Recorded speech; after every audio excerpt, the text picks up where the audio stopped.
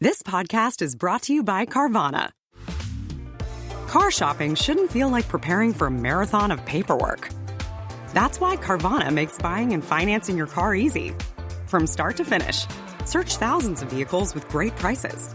All online, all on your time. And when you're ready, your new car shows up right at your door. It doesn't get better than that. Buy your car the easy way. On Carvana. Delivery fees may apply. Thanks for listening to The Rest is History. For bonus episodes, early access, ad-free listening, and access to our chat community, please sign up at restishistorypod.com. Or, if you're listening on the Apple Podcasts app, you can subscribe within the app in just a few clicks.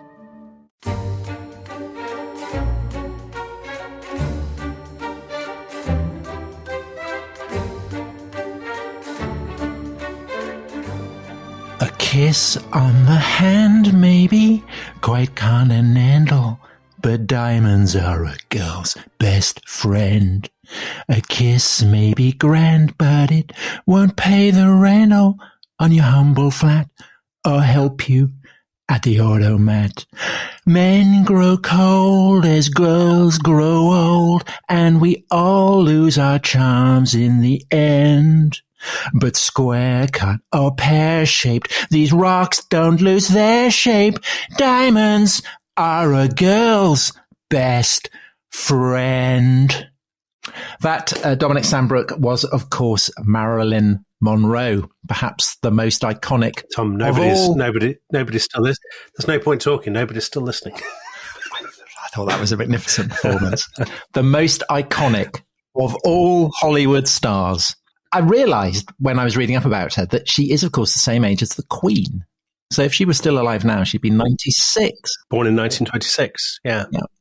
But of course, you know, in Diamonds Are a Girl's Best Friend, she famously says men grow cold as girls grow old. But Marilyn never grew old. She died when she was 36. And so that's right, yeah. She serves as a kind of, you know, undying icon of femininity. But this is not this is The Rest is History. This is not The Rest is Hollywood. So what is the justification, do you think, for doing an episode on Marilyn Monroe in a history podcast? Well, Marilyn Monroe, still very unusually for a film star whose career ended in 1962, has an enormous amount of pop cultural traction even now, doesn't she? I mean, basically the peg for us doing this is the Ana de Armas film, the Netflix film Blonde, based on Joyce Carol Oates' novel, which is out, I think, has just come out this last week on Netflix and in some cinemas.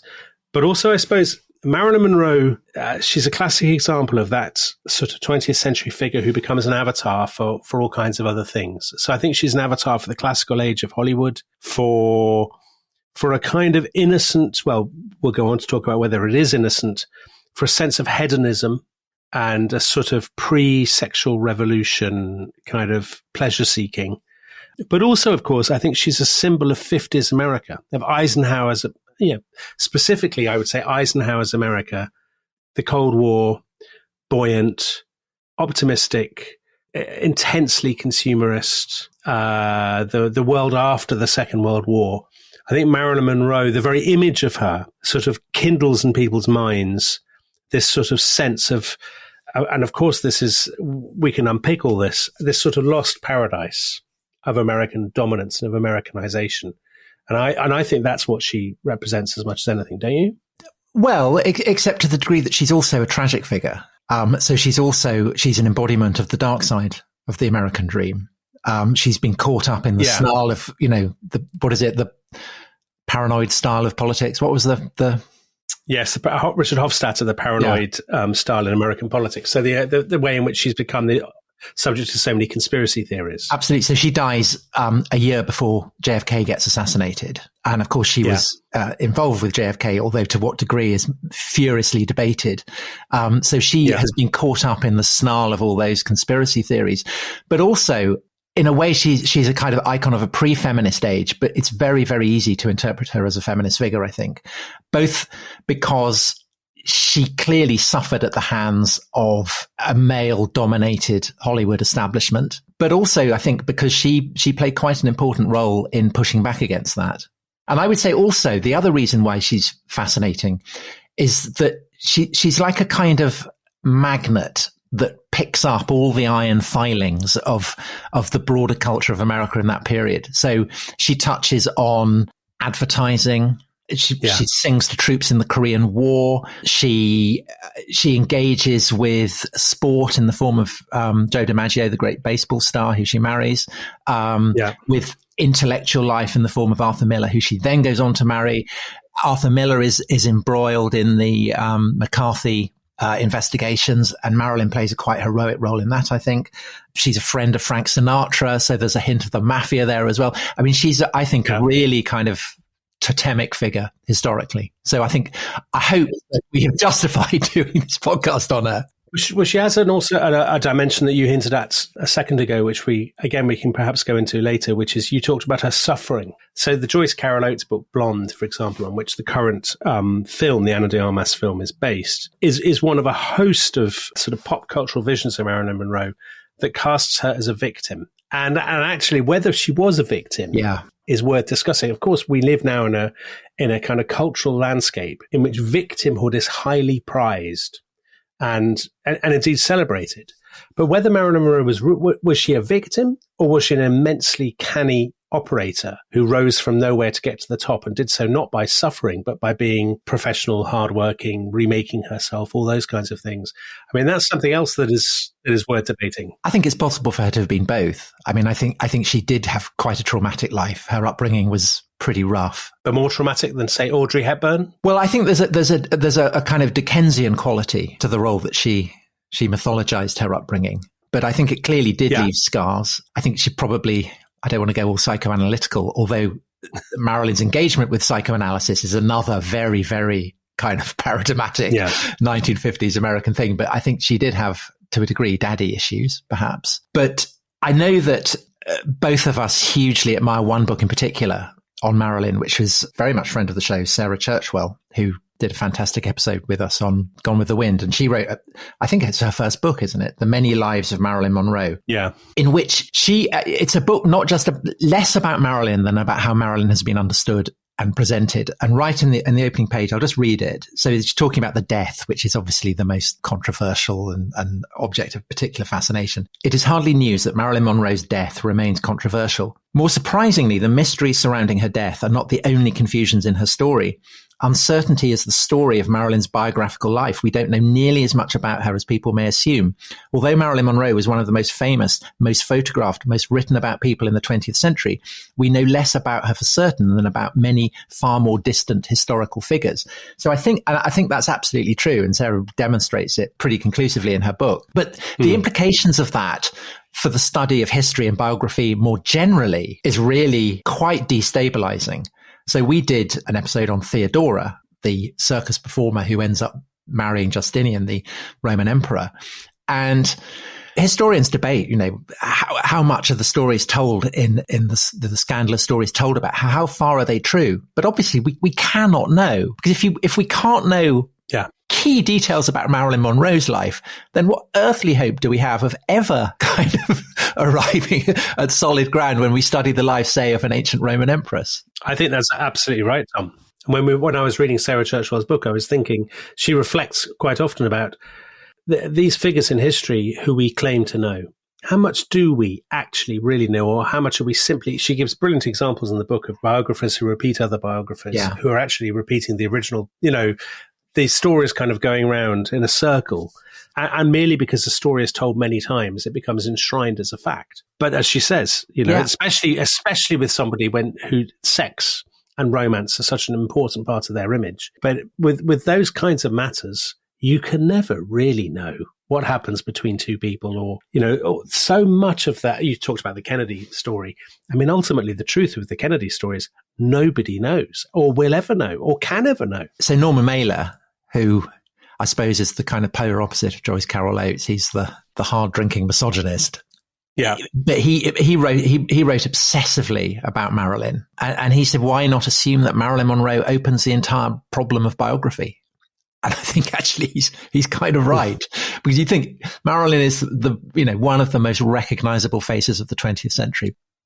So Dominic, I mean, if we go right back to the beginning, there's a particular mystery in what we don't, it's very difficult to pin down what her name was. So famously, she wasn't born Marilyn Monroe, Norma Jean, as in Elton John. And that idea that Norma Jean is the real Marilyn and that Marilyn Monroe is a fake is a very kind of powerful idea. It's what animated Candle in the Wind and a lot of studies. But I think it's slightly more complicated than that, isn't it? I think it is more complicated because, I mean, Sarah Churchwell says in her book, you know, the classic division that biographers make is between Norma Jean, who was authentic and real, and Marilyn Monroe, who was a fake, and this was an example of kind of selling her soul and all this stuff. I mean, actually, of course, changing your name was completely common in 1940s Hollywood, wasn't it? I mean, you think of Cary Grant, you think of any number of stars. John Wayne, right, exactly. I mean, John Wayne doesn't seem to have been unduly traumatized by it. No, I mean, it's absolutely, I don't think she sold her soul in changing her name, and nor do I think she lost touch with her original identity or anything like that. She's born Norma Jean Mortensen, isn't she? And Mortensen is not her father. I mean, she's illegitimate. I know you're keen to psychoanalyze her. I mean, obviously, you were saying that there's a sort of hunt for a father. I mean, that's something I think that probably male biographers love to ascribe to her. Well, she did call all her husbands daddy. I'm just throwing that out. She did, but again, Tom, who knows? I know. Who can honestly say why that is, or whether that represents some deep-seated lack, or is it just a quirk? I mean, we just don't know these kinds of things. It's easy. It's tempting for us to speculate, but I think to some degree, this is a classic example of why it's sometimes actually more fruitful to resist speculation than to admit what you don't know. But what I would also say is that she presented herself in the early years of her fame as an orphan. She wasn't an orphan. Yeah. But she might as well have been. So her mother ends up being committed. She's very mentally distressed. But her mother is called Monroe. That's her maiden name. Yes. She burns through men. So she takes on a lot of different names over the course of her life. And so that, I think, is, you say Mortensen is one of them. Baker is another. And so it goes on. But actually, in a way, Monroe is the most authentic. You know, it's a much more authentic name than any of the other names that Marilyn was given. So we did a podcast, Tom, about California many moons ago. And we were talking in the California podcast about this phenomenon of people from the Midwest, poor Midwesterners, moving west to California in search kind of the promised land. I mean, to some extent, you know, people will remember that kind of image from The Grapes of Wrath or something. Well, that's what her mother's story was. Her mother was a poor Midwesterner who's had a wretched life. You know, she had constant mental health troubles. She's, as you said, she's sort of in and out of homes and asylums. Marilyn's father, I think it's now generally agreed, was somebody called Charles Stanley Gifford. He was a video editor, wasn't he? Film editor. Exactly. And a sort of fleeting relationship he had with her mother. They were never, you know, a sort of meaningful couple. And Marilyn never, I think, really knew him. And Marilyn herself was Marilyn. I mean, she's called Norma Jean, of course, at this stage. So she's born in 1926. She grows up in the Depression. The Depression is far worse in the United States than it is in many European countries, much worse than it was in Britain. So she grows up in a climate of kind of austerity and misery and so on. She's in and out of homes with different kind of foster parents. She's in an orphanage at one stage, isn't she? Yeah, for 21 months. And she, it's kind of stories about having to do all the washing up all the time, which is very like Dickens in the Muffin Factory. I mean, that's what you say about the Dickens. But of course, what we know about that from her comes from interviews that she gave many, many years later. Of course. Or kind of ghost-written things. And again, it's very hard to ever get, I mean, how much do you know about somebody's early life from stories they tell decades later? How much do they really know themselves? I mean, these are all, as Norman Whalen would say, these are the fundamental questions of all biographies, not just biographies of Marilyn Monroe. Yeah. And one of them, of course, one of the key mysteries is whether she was sexually abused, sexually assaulted, on which, again, there have been many interpretations. And because it's seen as being somehow crucially important to explaining the woman that she becomes, people worry at it obsessively. But I think it's one of these things, you know, Sarah Churchwell points out that we can't know. We just can't know. No, we can't. And I think what happens with, so the sexual abuse issue is an interesting one because it sort of opens up two different avenues of inquiry. One is the idea that Marilyn Monroe was always a victim. She was always abused by men. And that obviously is the sort of Joyce Carol Oates vision of her. Very, very popular vision today. The other is what you might call the sort of slightly more Norman Mailer-ish vision, which is that she's always all about sex. So Norman Mailer has this extraordinary line where he says of her, she was deliverance, a very Stradivarius of sex, so gorgeous, forgiving, humorous, compliant and tender that even the most mediocre musician would relax his lack of art in the dissolving magic of her violin. And this sort of idea that she's steeped in sex from the first minute to the last. Insane sexual musk was another phrase he used about her. Yeah, I mean, that's very distasteful now to us, but I mean, there's an element of truth in it, and her image was always obviously deeply wrapped up with sex. And was she abused as a child, and how did that therefore feed into that? I mean, again, this is a classic example of, it's all speculation, isn't it? It's all projection from the legions of writers who have kind of voyeuristically picked over the details of her story. And I think the most honest thing to say is that we actually don't have the faintest idea. But I think also, I mean, it's indisputable that if you are a very, very beautiful girl, without much education, from a series of broken homes, in Los Angeles, on the margins of Hollywood, there are a lot of very rapacious, predatory men. And Marilyn became, she Norma Jean, and then she gets given the name Marilyn by studios. That's clearly part of the world that she was in. And one of the animating things that drives her throughout her career is a deep sense of hostility to the kind of the power brokers and the heads of the studios, who clearly, I think, had I don't think there's any dispute about this, had been very, very abusive to her early in her career. And that is one of the kind of the aspects that enable her to be cast as a feminist icon. And I guess another would be exactly what you were saying, that she's actually completely unapologetic about her own sexuality. Mm-hmm. So she begins her career as a pin-up, doesn't she? That's right. Yeah. So pin-ups are quite a new thing. A couple of decades old, really. I mean, obviously hugely popular in World War II. So for American, they will, you'll have pin-ups in your barracks. People will paint nubile young girls on the tails of on bits of their planes and things like that. And that's how she makes a start, isn't it? But also there's another war connection, isn't there? Because she gets into the sort of the pin-up business through being photographed when she's working in a munitions factory? Yeah, yes, munitions factory in Los Angeles. And she's married very young, I think kind of 3 weeks after her 16th birthday. And her husband is drafted and goes abroad. Both of them are kind of very much involved in the Second World War. The husband is a soldier, she's working in a munitions factory, and that's where she gets kind of talent spotted. And yes, and so she's unapologetic about the pinups, but also interestingly, she gets photographed nude. And in due course, this becomes a great scandal, because when she's become a star, the knowledge of these photographs become public. And again, rather than denying it, she makes no apologies for it whatsoever. Yeah.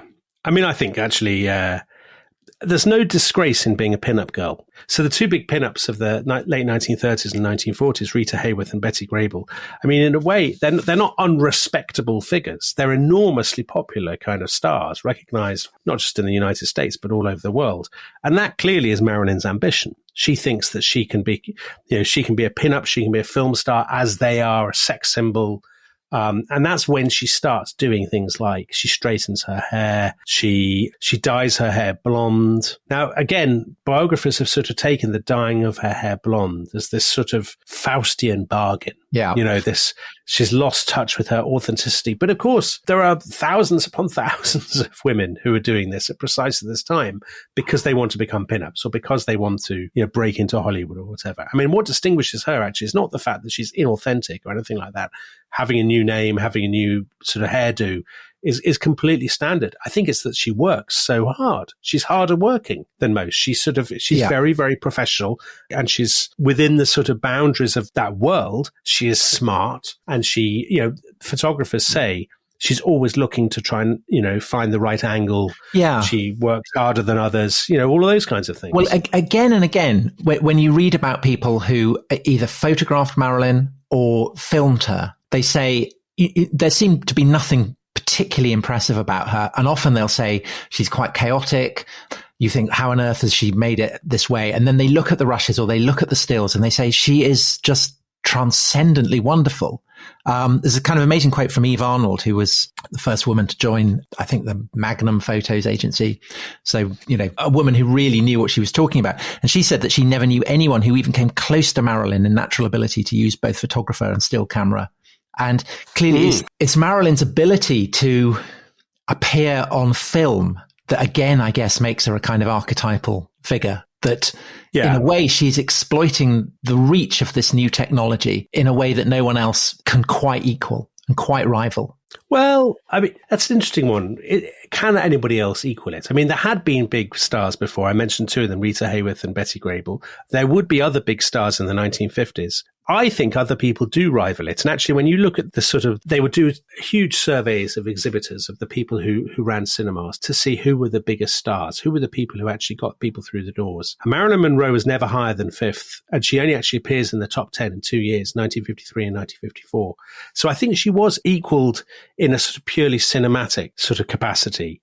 But I think what makes her different is that she symbolizes more than anybody else two elements of sort of womanhood that people are looking for in the 1940s during World War II, and then in the transition to kind of Eisenhower era affluence. And they are a kind of sexual availability and a kind of voluptuousness and stuff. And the other is a kind of innocent girlishness.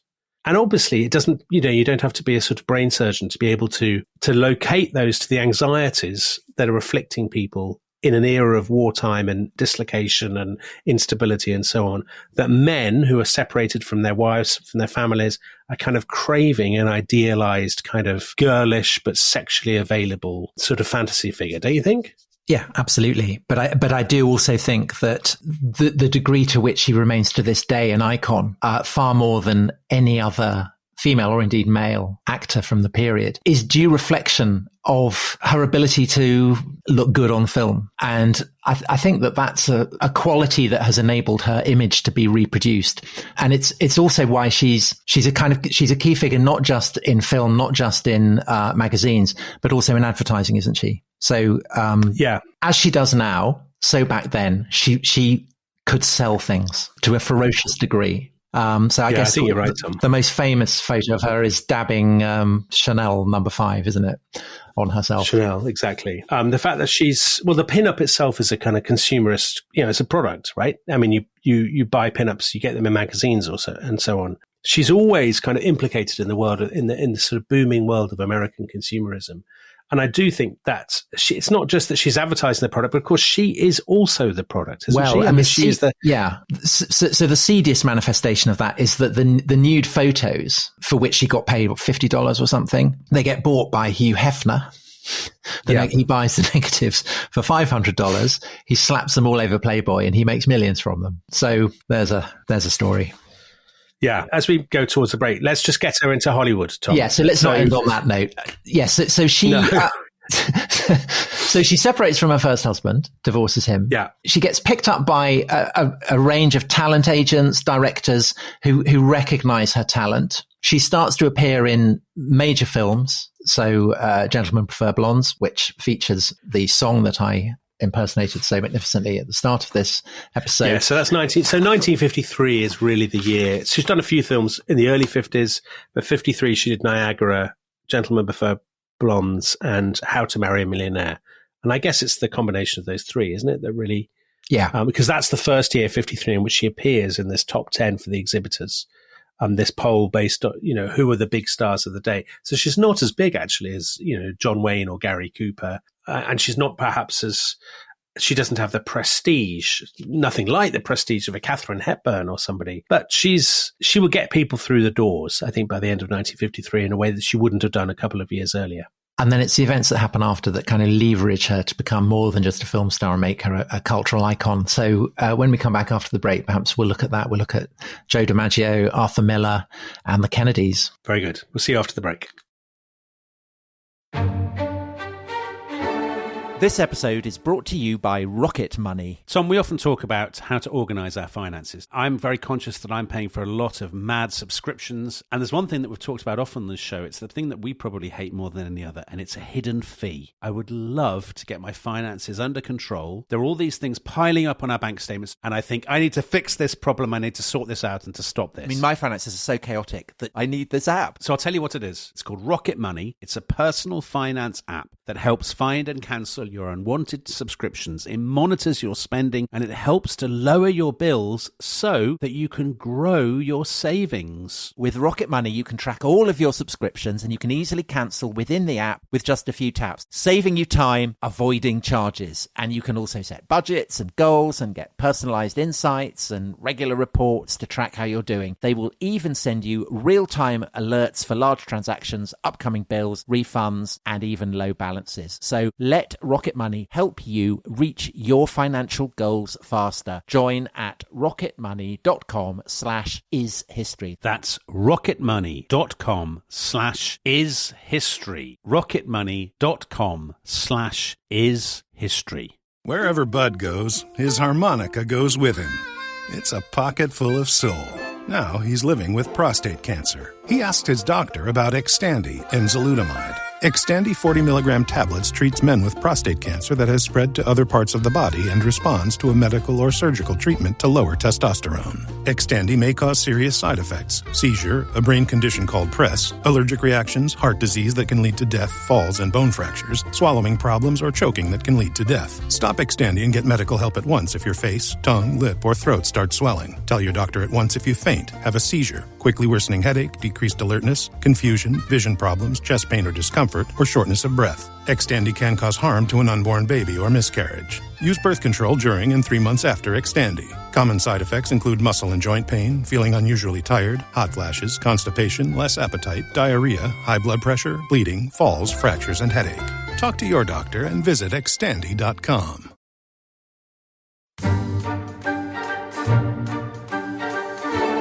Welcome back to The Rest is History. We're talking about Marilyn Monroe. And Tom, you were saying, so Marilyn Monroe is a film star by 1953, having started out as a pin-up. But you were saying that it's her associations that make her more than just a film star. So the first is Joe DiMaggio, who she marries in January 1954. So Joe DiMaggio, I mean, he's a great baseball star, isn't he? And as a cricketer yourself, presumably know all about this this version of Rounders that is popular in America. He star of the New York Yankees, Dominic. Yeah, I don't really follow baseball myself, Tom. No, but I mean, he's a hugely significant figure within baseball. I mean, kind of massive star. And his presumption when he falls very, very deeply in love with Marilyn. She loves him clearly. And I think always she seems to be looking for emotional rather than financial support. Would you say that's fair? I mean, although she plays gold diggers in a whole number of films, she clearly wasn't a gold digger. That wasn't what she was about. And Joe DiMaggio is a very sober, conservative figure, really. And so perhaps embodied, again, I'm kind of veering into the psychoanalysis. It's almost impossible to avoid when talking about Marilyn, but perhaps she embodied a measure of solidity that she'd always been looking for. But the problem is that it begins to dawn on Joe DiMaggio that actually Marilyn is becoming a star that is putting his own fame slightly in the shadow. So they go on a tour to Japan where Joe DiMaggio is going to be doing some coaching, and she gets completely mobbed when they land in Tokyo. And at the press conference, It's all about her. It's not about DiMaggio. So you can see he's getting slightly cross about that. And then this is the time of the Korean War. And so Marilyn volunteers to go and entertain the troops in Korea, which she does brilliantly because you said she's incredibly hardworking. I also think she's just a very lovable person. People love her and the troops adore her. And she comes back and she tells her husband, "You have no idea what it's like to hear people cheering for you." That's right. He says, "Yes, I do." Yeah. But he thinks clearly that he's an old-fashioned kind of Italian, slightly conservative Italian-American kind of blue-collar guy, isn't he, Joe DiMaggio? Each of them, I think, thinks of the other as it's too harsh to say a sort of trophy spouse, but there's an element of that. she's the absolute, the stunning Hollywood starlet that is now his wife. From her point of view, he is the sort of strong, silent, as you said, the sort of enormously successful sports star. And she knew nothing about sport. She knew nothing about, she'd basically never heard of him. So both of them are slightly challenged, I think, by the other's fame. I mean, the most famous story about the two of them is that he's watching in absolute, in a state of utter fury while she is being photographed in that, or filmed in that enormously famous scene that they used to promote the 7-Year Itch, when she's standing on the grating in Manhattan and the sort of the wind is blowing up her skirt. I have visited the very spot, Dominic. Have you? The last time I was in New York, I went and saw it. Yeah. And was it, as gratings go, did it delight you? It was a great. Very good. Yeah, but he doesn't like this at all, Joe DiMaggio, does he? I mean, there are loads of people watching, and he hates the idea of his wife being a kind of, a fantasy for all these other people, and a willing fantasy, I suppose. That's what he dislikes about it. And if he's objecting to that, then, I mean, in a way, it's his worst nightmare, because, of course, that image, it's the photo shoot, not really the film. I mean, it's a key part of the film. But in a sense, the fame of that image has been divorced from the 7-Year Itch. I watched the 7-Year Itch a couple of nights ago, and it doesn't stand up. It's a pretty terrible film. But Tom, isn't that true of, just to break off from the chronology, isn't that one of the peculiar things about Marilyn Monroe? That most of her films are barely watched today. That she has an afterlife that the films don't. Some Like It Hot, I think, is still watched. Some Like It Hot, I agree with you, is still watched. But do people watch Gentlemen Prefer Blondes? Do they watch Niagara? Do they watch The Misfits? Do they watch Bus Stop? I would say the answer to all those questions is a very, very firm no. And it's a weird thing that everybody recognizes Marilyn Monroe, but probably of those people who recognize her, 90% have never seen and will never see one of her films. I mean, she's not appearing in absolutely sort of, the films she's appearing in are not top films, are they? They're not films that win Academy Awards in the 1950s. They're not necessarily box office sort of chart topping films. She has a persona that goes well beyond the appeal of an individual picture, I would say. But again, I think it's going back to what Eve Arnold said about her ability to use a photograph, to use, the synergy between photograph and her image, and her understanding of how to make it work. Because that image is probably, I would say that's the most famous image from a film, would you say? Yeah. I mean, I can't think of anything more iconic. The image of her with her skirt. Yeah. It's one of the, I suppose it's one of the most famous. But again, what does that image represent? It's a kind of hedonism and sexual availability. It's New York as well, I think. It's New York, but there's also a kind of innocence to it, but it's all obviously from a very, it's men who like that image, isn't it? I mean, I don't think women sort of line up to have a look at that grating. I think it's men who are titillated by it. Are you saying that I only went to the Great because I was titillated? Not at all, Dominic. It was a tour of Midtown New York, and it was mentioned, so I went to see it. Tom, frankly, it makes a refreshingly red-blooded change from the tours of Roman walls in car parks, obscure pilgrimage sites, and all these kinds of things. It gladdens my heart to hear that you're doing these kinds of tours as well. Well, so talking of the marriage of beauty and etiolated intellect, of course, yes, she separates from Joe DiMaggio. Very much like the dynamic in this podcast, Tom. To be honest, she separates from Joe DiMaggio. Yeah, and she has a bust up with the studios in Hollywood who have basically been ripping her off, and she makes a point. She goes to New York and she pursues interests that she'd never before had the opportunity to pursue. So she wants to become a better actress. I think she's a brilliant actress, but she's always kind of crippled by a sense of insecurity, and so she takes up method acting. She takes up psychoanalysis. So these are all absolutely kind of archetypal 50s New York intellectual pursuits. And it's there that she really starts to get on well with the great playwright of his day, the playwright Arthur Miller. They end up together. And it generates one of the great headlines, Egghead Marries Hourglass. Which is, yes. But it's so her marriage to Arthur Miller, though, and Dominic, you'll know much more about this than me, embroils her in the anxiety on the part of particularly the Republicans about supposed communist infiltration into Hollywood. And one of the reasons that I guess that Marilyn gravitates towards JFK rather than, say, to Richard Nixon is that Nixon had been particularly involved with that, hadn't he? Well, I'm not sure there's an alternative reality in which maybe there is. I mean, what a fantastic fantasy that would be, in which Marilyn Monroe has a relationship with Richard Nixon, one of the great lost couples of the 20th century.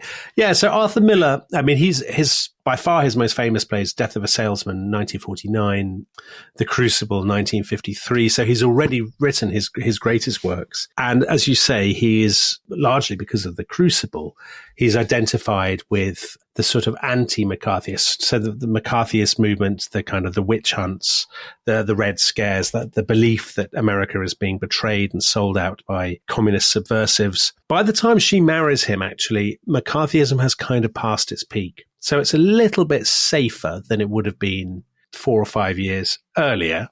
It's still courageous, isn't it, that she stands by him at a time when people's careers are being cancelled, or you know, at least, I mean, she must have had the anxiety that it might have been. I think it reflects very well on her. I suppose so. I think you're enormously you're very keen on Marilyn Monroe. I know, Tom, so I don't want to say anything that will dampen your ardor. Please don't ruin it for me. I don't think he is under any serious threat in the sort of, 1956 they get married? Yeah, but he doesn't have to be under serious threat for both of them to think that he is under threat. I suppose so. I mean, I think you're slightly exaggerating it, to be honest. I mean, he's a hugely popular and respected figure in kind of New York intellectual circles. The great heat of McCarthyism has largely faded. Okay, but fine. What she is doing, I'll throw a sop to you. She is identifying herself, I suppose, with a particular American subculture in the mid-1950s. Yeah. I mean, he is, he's Jewish. He's very much a kind of New York intellectual kind of figure. He moves in circles that are utterly different from those that she knew in Los Angeles, in the kind of, certainly in the pin-up world, or indeed the film world. So she is sort of, I mean, to some extent, this is part of her sort of crusade of self-improvement, isn't it? They're doing the psychoanalysis, doing the method acting with Lee Strasberg, hanging around with Arthur Miller and his sort of boffin friends. Reading Dostoevsky and Ulysses. Exactly. All of this sort of stuff. This is all part of her upward trajectory. People did sneer at it at the time and they laughed at it and they said, oh, this sort of thick, dumb blonde. But she was never thick. She was incredibly smart. No. And I don't think it's just my devotion to Marilyn making me say that. I mean, you can see she's a very, very witty woman. And well, I mean, she's not incredibly smart, Tom. I mean, she's quite smart. She's smart.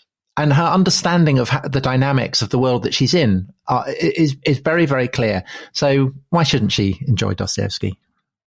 Well, I think that's fine. I think there's probably a middle ground. So I think, is it John Huston who said of her, he thought she was quite smart. The great director, John Huston, he said, on the other hand, he said she was tremendously pretentious. She had done a lot of shit-ass studying in New York. But she acted as if she never understood why she was funny, and that was precisely what made her so funny. Yeah, but Dominic, this is for the same reason you don't like John Lennon. Very similar trajectory, going off to New York, being pretentious. No, I think I wouldn't put her in the same basket as Lennon, Tom. I mean, I wouldn't do that. Well, listen. I mean, by my standards, that is high praise indeed. Yes, very high praise. So anyway, she returns to. Well, she has a disastrous trip to England. She goes to London to the Prince and the Showgirl with Laurence Olivier. So it's a Terence Rattigan play, and Olivier absolutely despises her, doesn't he? Let's be honest. I mean, he has no time for it at all. Yes. He's sexy, dear Marilyn. He doesn't have any time for method acting, Olivier. As he famously said to Dustin Hoffman, when Dustin Hoffman was doing Marathon Man with him, and explaining how he ran marathons all the time and he did all this to practice for it and all this, and he got into the character. And Olivier supposedly said to him, "My dear boy, have you never thought of acting?" I don't think it's Marilyn's method acting that annoys him. I think it's the slight quality of the chaotic that he finds infuriating.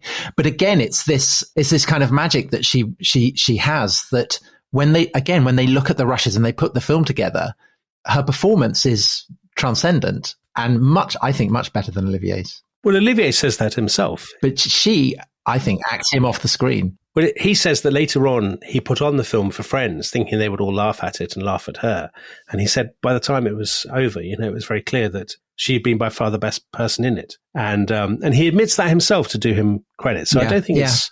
Yeah. There is definitely a degree of kind of hauteur from him when she comes over, this sort of American blonde bombshell. Ha ha ha, she's saying big words that she doesn't understand.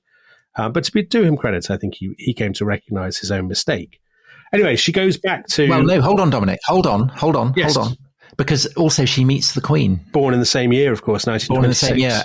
And supposedly she had a lesbian fling with Brigitte Bardot at the reception for the Queen. That's absolute balderdash, isn't it? That's one of those stories that's completely made up. I know, but I just thought I'd put it out there. Yeah, I knew you'd love a story like that. I mean... No, not at all. I'm just...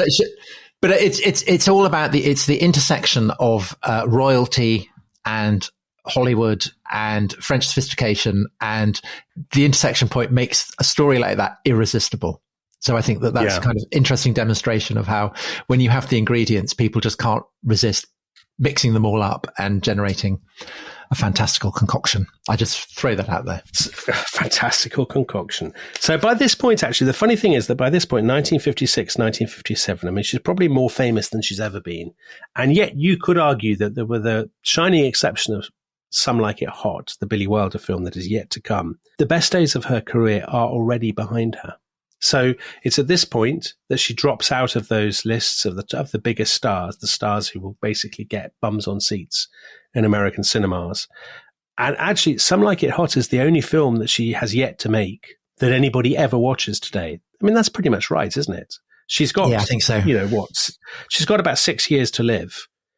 But actually, those 6 years are pretty unhappy years, one way or another. I mean, she's becoming increasingly dependent on pills and drugs, the lateness, the endless, demanding endless retakes.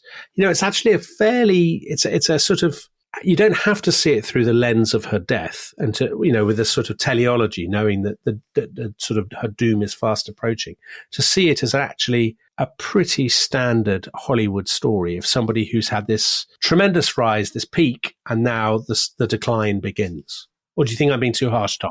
No, I don't think so. She makes this film, The Misfits, that's been written by Arthur Miller, and it's a kind of pretentious Western, I guess would be the best way to describe it. And she doesn't really like it. She doesn't like the script, and she doesn't like because it's clearly Miller's portrayal of his wife, and she doesn't like the portrayal. And we should say as well that while in England, she's supposedly seen a diary entry that Miller had written, criticizing her, which is conventionally cast as a kind of mortal blow to her relationship. And The Misfits was kind of designed to be the film that would showcase her as a kind of great tragic actress, and it doesn't really work. And it's part of it contributes to the disintegration of her marriage to Miller. And so they separate. And so she's back on her own again. Would you go so far as to say that she doesn't like being alone? I mean, she's nervous of being alone. I think she's needy. I think most people say that she's quite a needy person, which is not unreasonable. I mean, there are lots of needy people. And I mean, to delve once more into the sort of murky waters of amateur psychology. Yes, well, that's what I was worrying that you'd accuse me of doing. But it's fine when I do it, Tom. I mean, well, yes, go ahead. No, but I mean, she's somebody who's had a troubled or a background with a pretty high degree of instability. So it makes sense that she would crave a degree of stability. And you're right, she's not good at being on her own. Her health is pretty awful. She's popping pills like nobody's business by this point. Yeah, and she suffers quite badly from endometriosis, for example. She's taking a lot of pills. Again, these things are not, because she dies in 1962, we read everything backwards. So we say, oh, she's popping pills, therefore she's on a downward spiral that will end in disaster. But of course, lots of people are taking a lot of pills. Barbiturates are very common in Hollywood and in New York at the turn of the 1960s. So that doesn't make her tremendously unusual, I would say.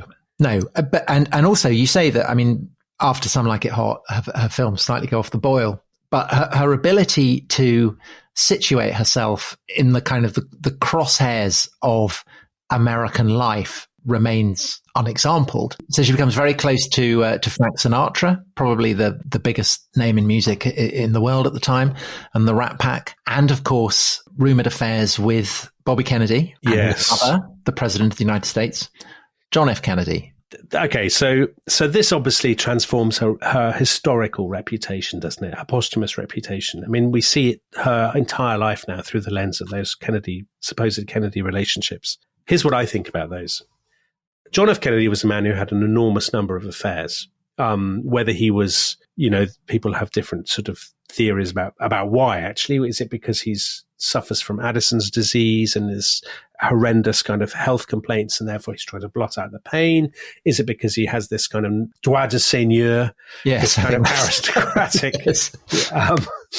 Or is it just that he's, an extremely good-looking, kind of slightly oversexed sort of bloke in 1960s America? Marilyn Monroe, I think, without any doubt, had a liaison with him, or multiple liaisons. It almost certainly wasn't a love affair. There's no reason to believe that it was. And there's no reason to believe that there's anything especially, actually even that exciting about it. It's only a sort of prurient voyeurism that has elevated this into something. I don't think it's just voyeurism, though, is it? It's the conspiracy theory. It's the sense that there are deep truths, and the fact that she then dies.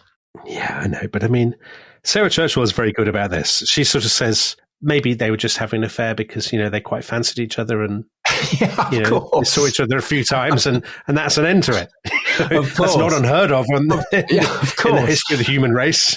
Of course. But because she's having an affair with Kennedy and with Sinatra, and Sinatra, and she goes to hang out with Sinatra in places that are clearly funded by the Mafia. So Sinatra gives her a dog, and she calls it Maff, after the Mafia. So she's very much aware of all this. So she is an intersection point between the Mafia and JFK. And that, I think, is why it's become part of the broader narrative generated by Kennedy's assassination the year after Marilyn's death. And what about Bobby Kennedy? I've always found that story a tiny bit more implausible, actually. It's actually the more common one that people tell. So people get very excited about the thought that she had an affair with the Attorney General, Robert Kennedy. And in fact, you will often read in this sort of more exploitative biographies that they were this tremendous love affair, and they were this sort of couple that was separated by fate and all this kind of thing. I mean, you could hardly think of two more different personalities than Robert Kennedy and Marilyn Monroe. Robert Kennedy was a very controlled, intense, serious kind of man, who was his brother's hatchet man, actually, at this time in his career, as it sort of in JFK's campaign in 1960, and then as his Attorney General. Robert Kennedy also had a colossal amount of children within a very short period of time, because he's a very kind of serious Catholic. So he's got about 27 kids. I mean, just a preposterous number of children. I don't know. I think the thing about the affair with Robert Kennedy is there is literally no evidence at all. So all there is gossip that is constantly sort of, recirculated in all the different biographies. But there's no kind of documentary evidence that they had this relationship. It's pure supposition. But the same is true of Roswell, of course. Well, yeah. Yes, it's about the same level as Roswell, I think it's fair to say, Tom. I think that's a very good comparison. Yeah. Yeah. And so this is the background, Kennedy's, Sinatra, that is providing the context for the years, the months, the days that leads up to her death. Right. I mean, the big thing that happens in the run-up to her death that everybody will remember is she sings Happy Birthday to Kennedy at Madison Square Garden. His birthday, he has this sort of premature birthday celebration, and I think it's the 19th of May, 1962. And she is squeezed into this incredibly sort of sexy figure-hugging dress, and she sings in a very sort of breathy kind of way.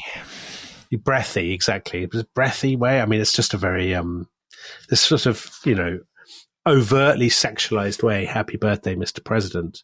And for everybody in the know, I mean, they think it's quite close to the bone. It's quite on the nose. It's quite funny that she's almost publicly flaunting the fact they've had a relationship.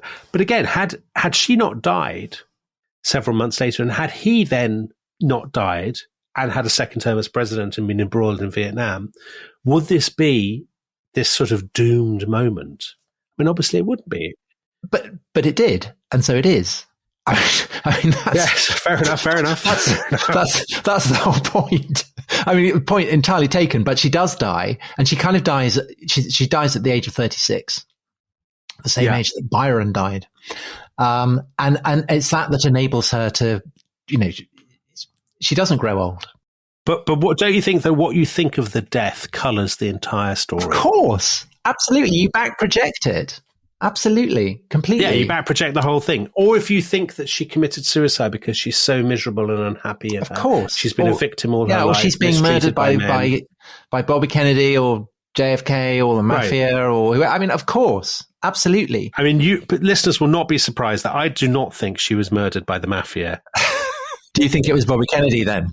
I don't think she's murdered by the Kennedys. Donald Spoto, one of her biographers, has a complicated theory about that. Basically, is that it boils down to it being an accident. Sarah Churchwell, I think, thinks it was probably an accident. That seems as likely as anything to me. I mean, the truth is, again, we cannot know. So anybody who tells you they know is wrong, is just wrong, because we cannot know.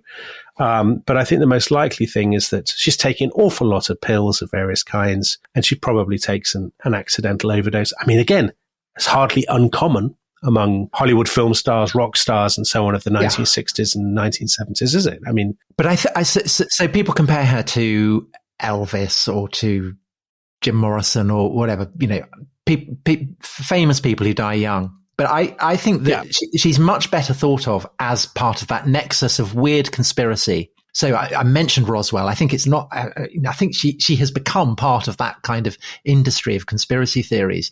But because she it's not just that she was intimate with key. I mean, Arthur Miller, Joe DiMaggio, the Kennedys, Frank Sinatra. I mean, these are titanic figures in the culture of mid-century America. But also that she is so beautiful and she dies young.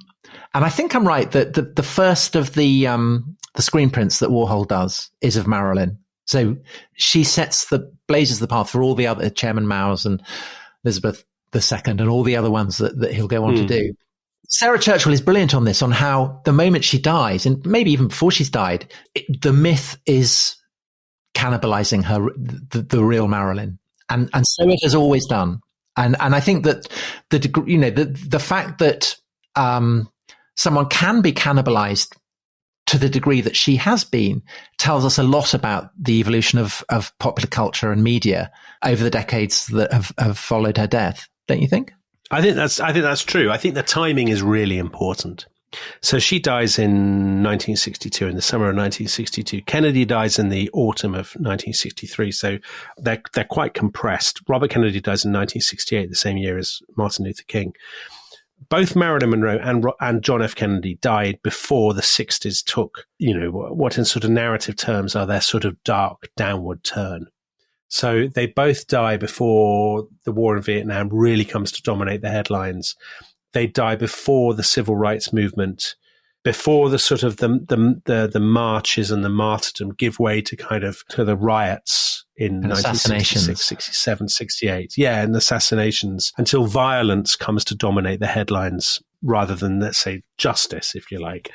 So I think... Do you think that gets back projected, the sense that there is a kind of violence within American public life that devours its own? I mean, I think that to some degree, I suppose you could say that violence was always there, simmering below the surface. But I think you're right that these now in the sort of standard pop cultural narrative become kind of great harbingers of doom, don't they? The death of Marilyn Monroe and the death of John F. Kennedy. So if Marilyn had lived, if it was an accident and the accident had not happened, what would her life have looked like in the later 1960s and 1970s?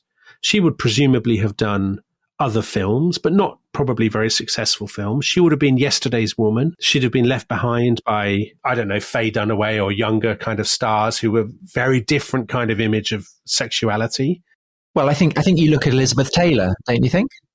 Yeah, exactly, Elizabeth Taylor. So what happens to Elizabeth Taylor would have been her Marilyn's parabola, I guess. Yeah. I mean, this may annoy some listeners who are very attached to Marilyn Monroe, but you can imagine a future in which she's walking around in 1972 and she's kind of blousy. There's a lot of booze. She hasn't made a film in 5 years. Directors say she's impossible to work with. She's thrown off a flight.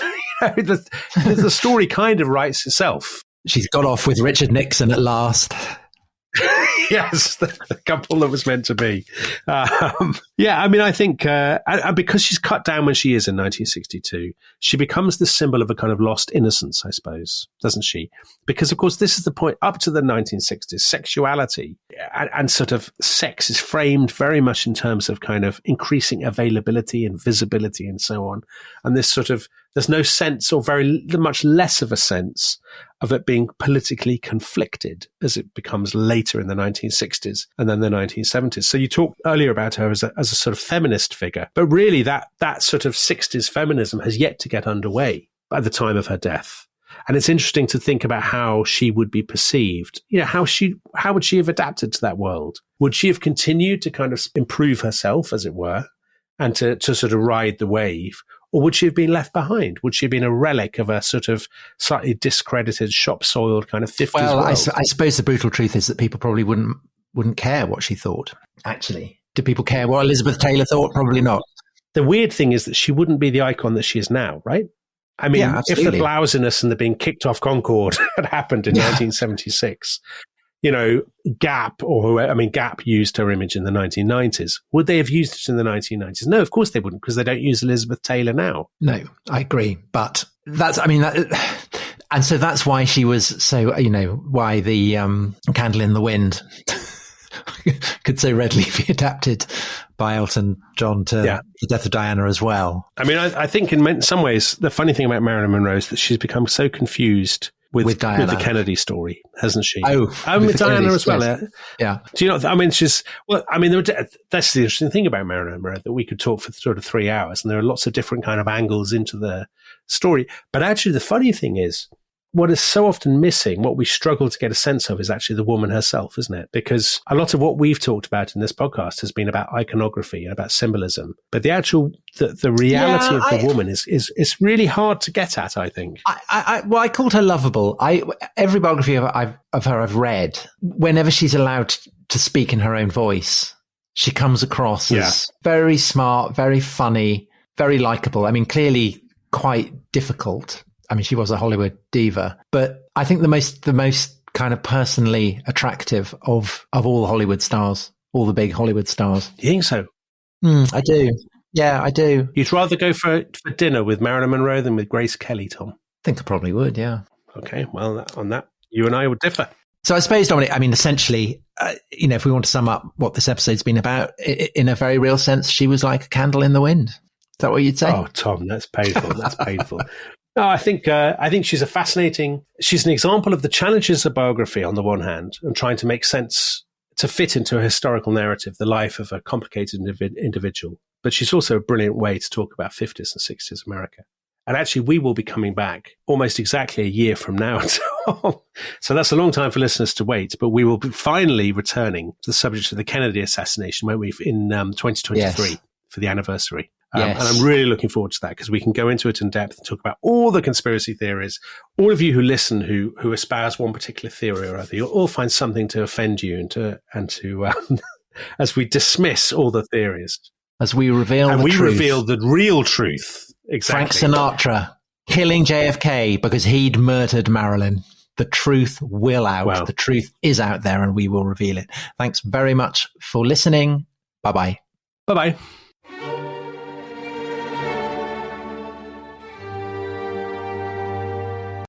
Thanks for listening to The Rest is History. For bonus episodes, early access, ad-free listening, and access to our chat community, please sign up at restishistorypod.com. That's restishistorypod.com.